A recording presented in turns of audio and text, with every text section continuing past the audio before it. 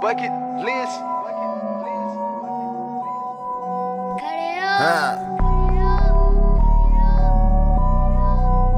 Scooch.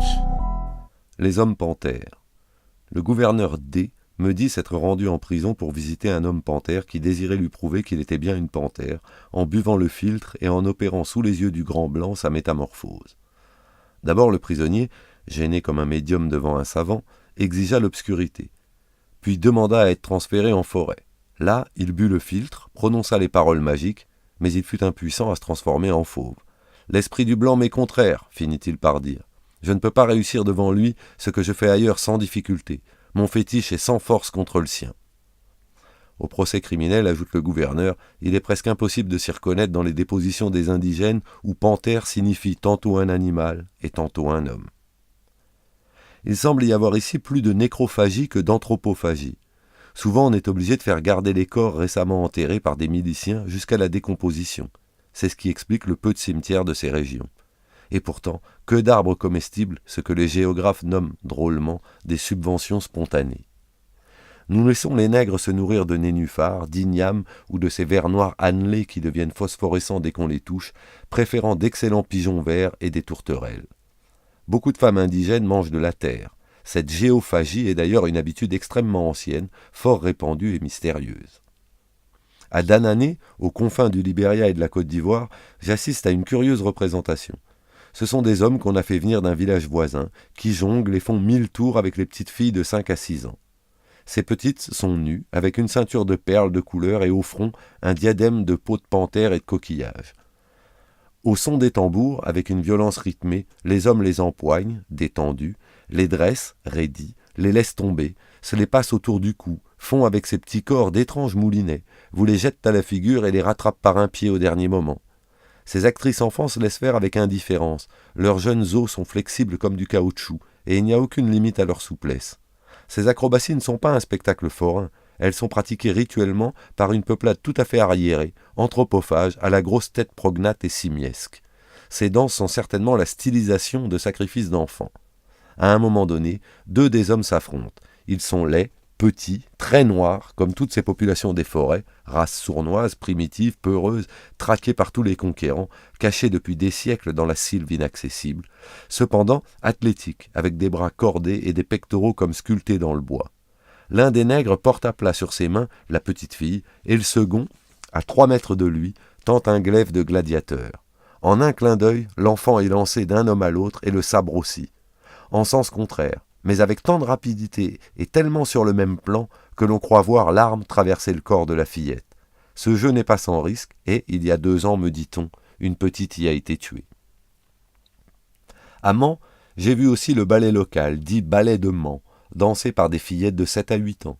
Ces spectacles sont toujours longs à organiser. Si des touristes veulent les voir, je leur conseille de télégraphier d'avance aux administrateurs en indiquant la somme qu'ils sont disposés à offrir, 200 ou 300 francs environ.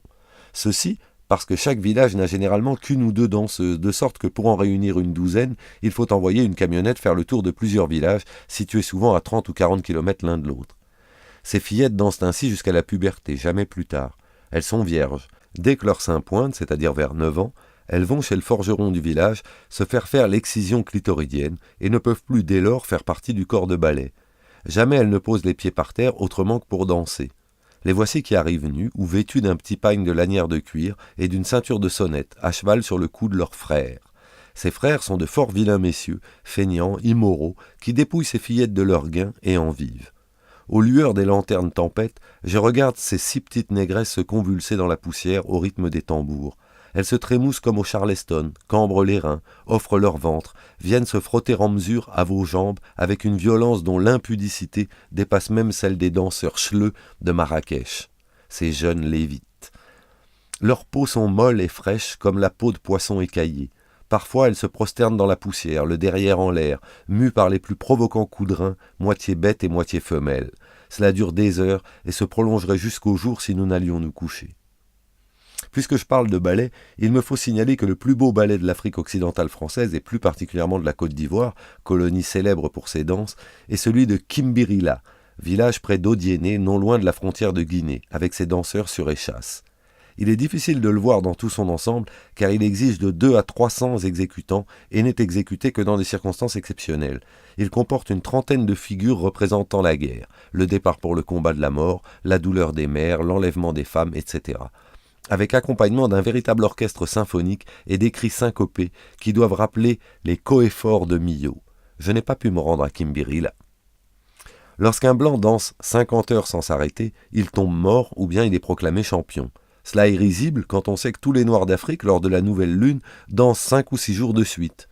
S'il m'est permis d'ouvrir ici une parenthèse, je ferai remarquer que nous nous extasions devant les pas qu'inventent pour nous les gens de couleur new-yorkais, ces entrechats, gambades et convulsions. Ils n'en sont point les créateurs, les ayant hérités de leur grand-mère des plantations sudistes, et celles-là n'ont fait que les retrouver instinctivement dans leur mémoire primitive.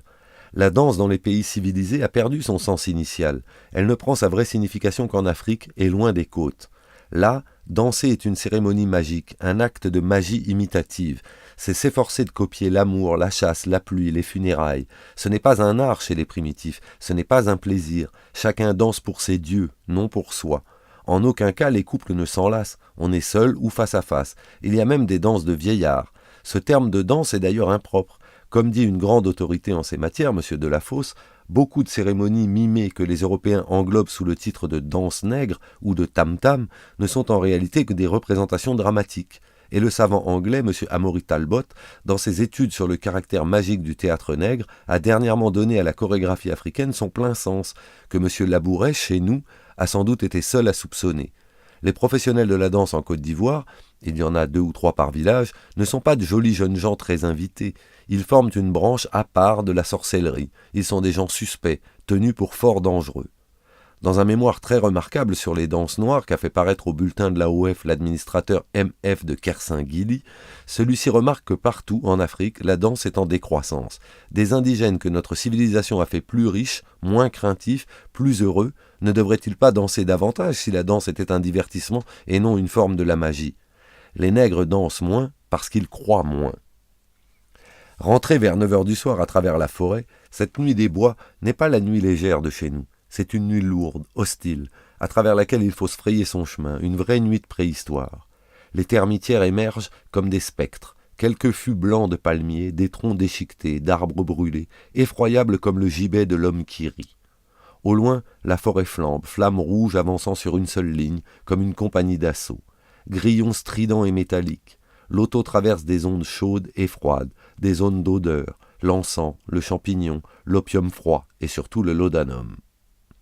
À Danané, j'ai vu un de ces petits hippopotames connus sous le nom d'hippopotame nain du Libéria. Il a 1,30 m sur 2 mètres et des dents de vieux râteau. Les gens de la résidence, désireux de s'en défaire, me l'offrent. À Marseille, il y a quelques années, j'avais voulu acheter un hippopotame pour l'envoyer à Valérie Larbaud, mais on m'en avait demandé 18 000 francs. Partis à 5 heures du matin de Mans, nous déjeunons à Bonaflé, grand centre de chasse, capitale de la redoutable race des gourous. Mes amis P, l'an dernier, ont tué ici, en 8 jours, un éléphant, 2 buffles, un hippopotame et des biches. Je vois tout un lot de défenses, dont certaines dépassent 2 mètres, qui vont être vendues aux enchères par les domaines. Lorsque les éléphants détruisent leurs plantations, les indigènes les capturent dans des trappes, mais ils n'ont droit qu'à la viande, et les défenses reviennent à la colonie. Ces défenses valent une 20aine de 1000 francs. Un chasseur blanc qui a de la chance peut avec 2 ou 3 éléphants payer son voyage. Monsieur Toxier dit que dans ces régions-ci existent des rats fétiches. On met des os dans une marmite à double fond, on lâche les rats, ces rongeurs dérangent les os et du sens de leur déplacement on tire des présages.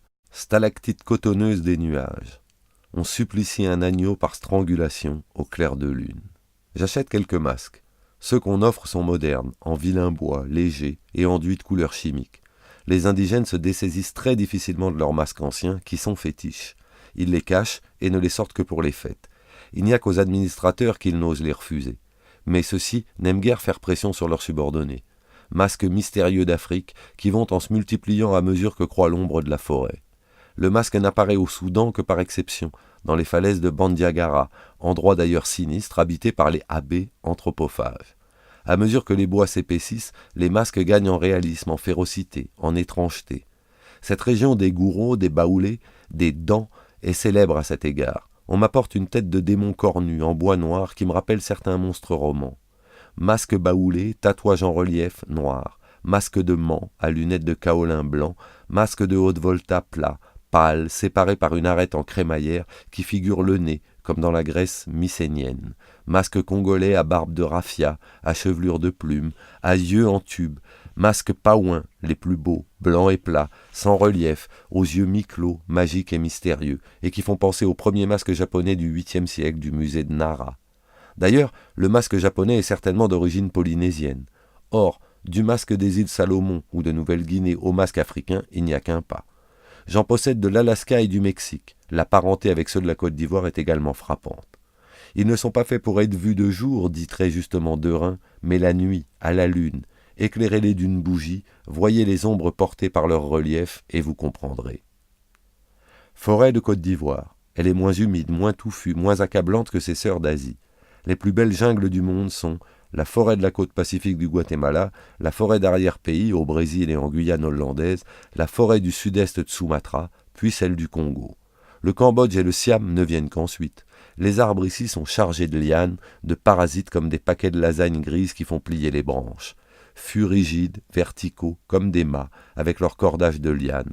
D'autres stipes tremblés, maladroits, bordent la route d'un rouge sanglant, route tracée à la boussole et qui s'enfonce dans ce fouillis vert, droite comme une volonté de blanc.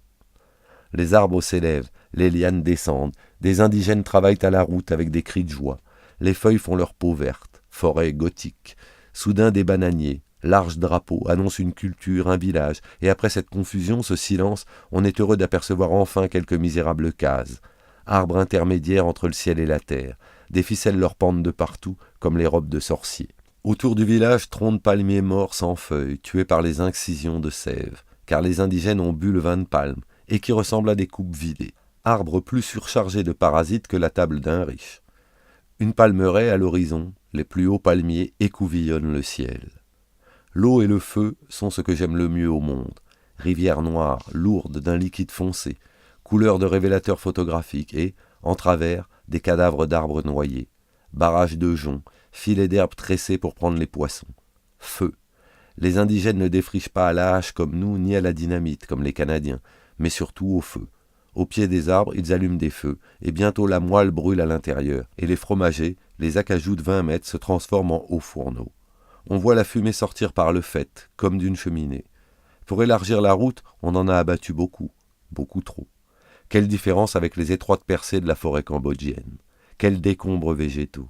On dirait une catastrophe de chemin de fer, des camions renversés dans un fossé, des crânes de dinosaures, des ruines antiques, car beaucoup de racines étant aériennes, les troncs sont coupés à 4 ou 5 mètres au-dessus du sol. Feuilles brûlées, bananiers calcinés et leurs feuilles jaunies, retombées autour d'eux comme des robes à volants défraîchis. Arbres égorgés, abattus dans les bras d'autres arbres qui les retiennent, suspendus au-dessus du vide. Parfois, avec toutes leurs racines en l'air et une tonne de terre rouge qui pend comme de la chair. On voit dans le sol les grandes cicatrices qu'ils ont laissées en s'en arrachant. Bucket list. Ah.